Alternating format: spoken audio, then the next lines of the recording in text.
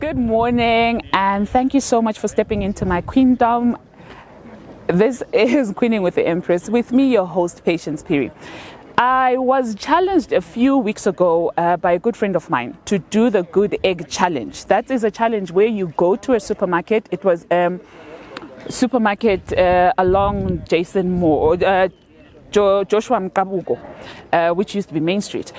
And I had to go and buy some groceries and dump them into a trolley. Those groceries would go to families that were vulnerable, especially during this time of COVID-19. When my friend challenged me online, I wasn't ready because I didn't know how much I was supposed to spend. But the rules were buy at least 3 items. When I did go into the shop, I bought the few things that I did, and I did put them in the trolley. But then it got me thinking, how many of us are thinking about other people during this time? Are we only just worried about us? Ubuntu buti, I am because you are. Are we still practicing Ubuntu in the time of COVID, or have we forgotten that there are others that have less than us, and it is our duty, if you're a Christian or whatever it is, there is a duty that we have to love our neighbors, to remember those that have less than us, because they do say, blessed is the hand that giveth and the one that taketh. So when I did that, I also realized that there are people that are going out. When we talk about people that are answering the calls and our heroes, we talk about nurses, we talk about doctors, we talk about scientists, we talk about everybody else, but we constantly leave out volunteers that are leaving their homes to go and provide for those without. We forget the journalists that bring the stories to you, because they are, to me, the heroes that are forgotten. So our show today is about those heroes that we tend to forget about but are doing amazing work. And case in point, Feed the City, ORAP, and Eat Out movement. They made a donation to NAST. There were students that were stranded, and they made a call out, and they finally agreed to come together. They raised food, money, through social media, and they made a difference in people's lives. Join me after the break, and we will hear from these amazing heroes.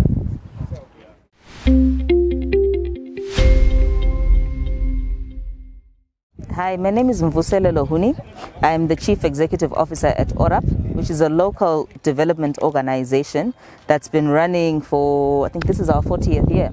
And so we work primarily in the rural communities of Matwele North, Mat South, and Midlands. And also we do a lot of work, some work in Bulawayo as well. Your organization was mentioned when we spoke to Eat Out Cafe, Eat Out movement, and Feed the City. What is your role? So our role is we're a partner of both initiatives. So we've been working with Feed the City since it started in Bulawayo 2 years ago, and doing whatever it is that they're doing, mobilizing resources, going out and feeding the people that need the food, and also helping to identify communities that would be in need of food. We found in town there's not as many initiatives that are assisting households and assisting communities as they are in rural areas. So we've been working with Feed the City for that long. And then we recently came into contact with the Eat Out movement when they wanted to come and do their work with the homeless people in Bulawayo. And so throughout this lockdown period, I think for the last 2 or 3 weeks, we've been working together. So wherever we go, they come with us. Where they go, we go with them, so that we can give them the lay of the land, help them to understand, help them to build their relationships in the city. There was a call that was made out by NAS students, and you have come out and you handed over some food. What made you respond to being here today, now it's like a leap of faith. You made out a call as well on social media for people to donate. Yes. What makes you continually, because you're not stopping now, take that risk? Wow. I think we feel a responsibility, firstly, as ORAP, and in our work with Feed the City, we have seen the different faces of hunger that are there. And that hunger, a person can be hungry today, and it counts, even if they weren't hungry yesterday. But when a person is hungry, it affects their ability to do a lot of other things, to move on with their lives. They get stuck in this place of trying to figure out where their next meal will come from. And that's a very scary place to be for anybody.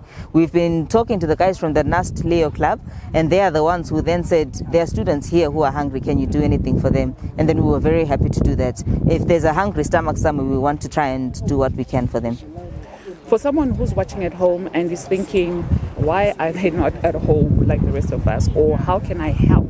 Yeah. What would you say? We are not at home so that everybody else can be. Somebody has to come out. We are also not the only people who are doing this. We know that without a doubt. But we know that we are plugging a gap so that others can go out and do the other things that they are doing. There's a lot of other initiatives even that are providing food, social welfare, the churches. So we are also just playing our small part. For those that want to help, as we had our appeal online for just 100 bond by equal cash. No rating, whatever. Just put what you can. And there were people who came and said, I don't have 100, can I put 20? And when you have a few people who do that, it makes a world of difference. We've had people who are around different supermarkets. We have some bins and people who are dropping off, even if it's a packet of pads, it makes a difference. A pack of salt, a 10 kg of rice. All of those things, they make a difference. So you can give what you can. You can pray for us. That will make a world of difference. Support us, like our posts, share them, and get the word out. Thank you. Thank you. I'm with Henry Chigama from Eat Out Movement, and they're here at NAST today, handing over some food to students that are here over this COVID-19 period. Henry, welcome. Welcome. Good. Please tell us about Eat Out Movement. What is it? Eat Out Movement is a social impact organization which our primary focus is homelessness, and but we also look into communities that are prone to being homeless. So these are the vulnerable communities, and with that, when COVID started, we thought we had to do something, especially looking into the homeless situation in Zimbabwe. When everyone was going through lockdown, they didn't have anywhere to go. So we then thought of how can we be able to do to assist. So we started off by sheltering homeless people in Harare and feeding them, getting medical assistance in partnership with the government of Zimbabwe. But as we were starting to work, going out, we realized that it was just not only homeless people that have been affected, but even people within the communities, a lot of people that were vendors, people, our economy is an informal, most of it informal. So we thought of, we needed to reach out as well to those people with the surplus that we had gotten from the homeless, donations.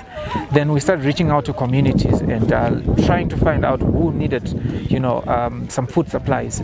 And we then thought of coming up with a campaign called We Are One, which brings together people, everyone, so that we can help those that are vulnerable. That's how we also came to Bulawayo, where we partnered with ORAP, Feed the City, to run the We Are One campaign in Bulawayo. So what brought you to NAST today? It was through the calls that were coming through some of our partners, students calling and saying we are really in need of food because we're hungry. So we just thought of maybe we should reach out to assist. Where do you get this food from?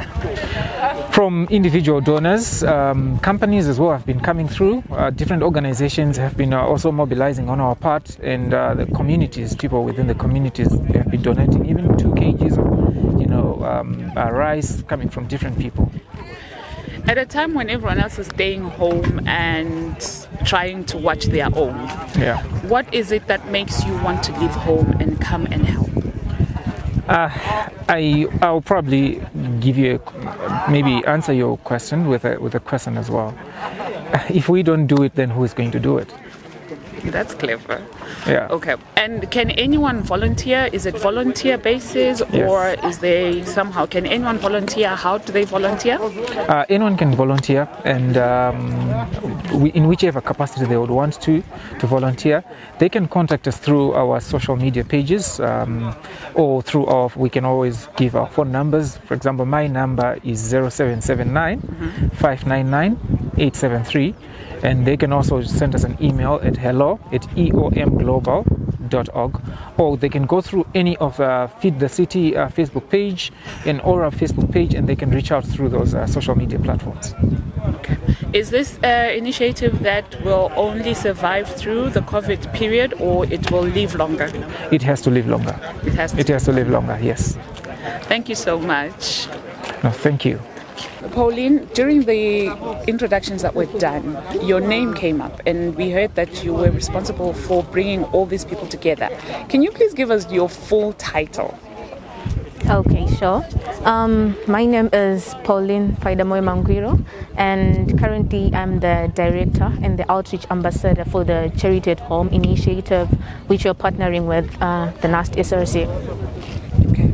And what you brought people here, what is it that made you reach out to Eat Out Cafe, Feed the City, ORAP, and all the other partners? Okay, what really matters, like partner with Feed the City and other organizations that really help today, is that we actually realized that the students who are staying in Selbom, they do rent, and actually they are really facing challenges just basing on rentals only, and what's more with foods. So we saw it as a real challenge, as they cannot even travel to Ascot or even town.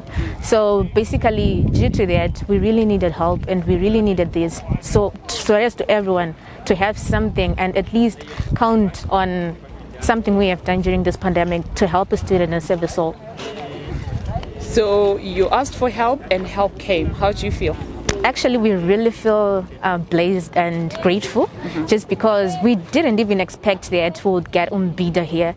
And these students were really asking, where can we get vegetables? Where can we get vegetables? And you know, there's landlords who are in Selbom, they're like, we don't sell vegetables, and it's more like a suburb.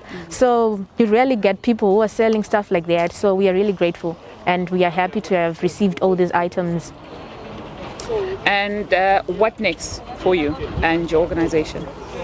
Actually, we are looking forward to be working with the organization, like as the Charity at Home initiative. Before, we have been helping students like the NAST family, those who are facing challenges in having their school fees, in having these groceries since they rent. So as the NAST SRC member and the outreach ambassador for Charity at Home, we are looking forward to be working with such organizations so that we can help more souls in the future. Thank you so much. You're welcome. Okay. Good morning. Can you please introduce yourself and your organization? Okay, so I'm Terence. I'm the convener of Feed the City. And Feed the City is a community event that brings people together to prepare meals for people in need. So we call them our neighbors. So the aim has always been, how do we create awareness around hunger and begin to find solutions that we can, end that food insecurity in our cities and hopefully in our nation at the end. Okay, and today you came here. When we spoke earlier to Henry, Yeah. your organization's name came up. Yeah. How did you guys get together? Well, it's interesting. We've always admired the work that they're doing in Harare's Eat Out movement, and they just so happened to get in touch when they were coming over to Bulawayo, and I think it's just who's doing what, and our names sort of kept meeting each other. And they were the most amazing guys, came through as humble as ever, and we realized that we had a common vision. We both shared a love for people. We wanted to do something as opposed to just sit back and wait for someone else to do it. So we just said, look, let's come together and become one. So that's where We Are One sort of came together. Okay. And there was a call out because we're here at NAST and Yeah. you've just done a distribution. What made you respond to that call? So one of the things that we've been learning in our journey as Feed the City, it's coming on to 2 years now where we've been doing these events, is that there are many different faces of hunger. And one of the faces we know is student hunger. And we felt that this was a great opportunity to learn more about that, because during the last 2 years, we haven't really spent that much time on campuses understanding what hunger looks like. So this was a great opportunity to meet a need and also get to know a bit more and sort of figure out how we can get these students from where they are now and hopefully empower them so that they can begin to fend for themselves even whilst they're on campus. So that was the motivation behind it. And at a time when everyone else is staying home and staying safe and staying away and socially distancing and all those new words that we now have in our vocabulary, you choose to step out into a world that is very uncertain and unsure. Why are you out? Why are we out? I think the first thing is we love people. And if you love people, you got to be where the people are. And if the people are in a bad space, for us all at Feed the City, we need to be there for them. There's no point in us sitting at home because it could catch us even when we're at home. So we'd rather die doing something really great than just live a life that's just boring and safe. How can someone be part of Feed the City? Can they volunteer? Is there a process? Do they apply? A rigorous application process. Yeah. So how can someone be part of Feed the City? Cool. So we need 3 passport size. I'm playing.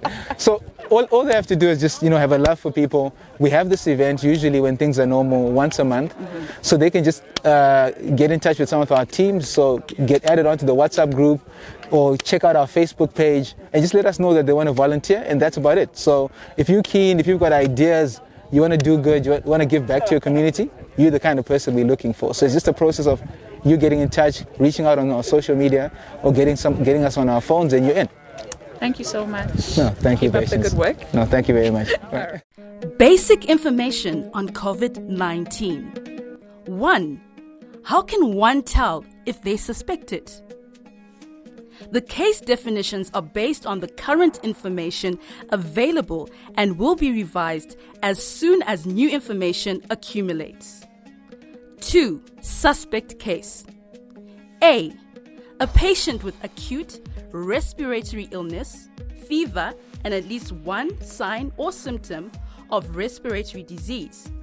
For example, cough, shortness of breath, and a history of travel to or residence in a country or area or territory reporting local transmission of COVID-19 disease during the 14 days prior to symptom onset. Or B, a patient with any acute respiratory illness and having been in contact with a confirmed or probable COVID-19 case in the last 14 days prior to onset of symptoms. Or C, a patient with severe acute respiratory infection, fever, at least one sign or symptom of respiratory disease. For example, cough, shortness of breath, and requiring hospitalization, and with no other etiology that fully explains the clinical presentation. Confirmed case, a person with laboratory confirmation of COVID-19 infection, irrespective of clinical signs and symptoms. The City of Bulawayo Health Service Department, HSD, requires your cooperation and assistance in ensuring that suspected cases are diagnosed early and necessary infection control measures and contact tracing are followed to prevent the spread of the disease.